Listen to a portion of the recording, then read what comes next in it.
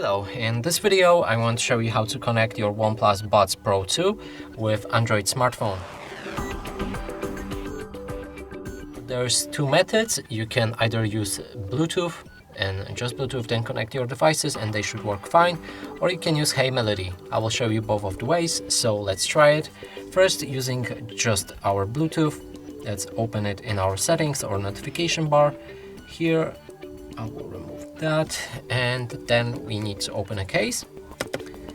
If they're not in a pairing mode, you might need to hold and press this button right here for about 5-4 seconds till the LED lamp right here starts flashing in a white light, and you should see them in available devices. Here's mine. Click on it,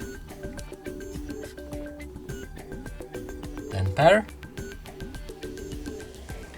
and that's basically how you connect it using Bluetooth. Now let's jump into Hey Melody app. Add settings. We need to allow the location settings. Then it will scan for our devices, and here it is. Select the device to connect. OnePlus Buds Pro 2, connect.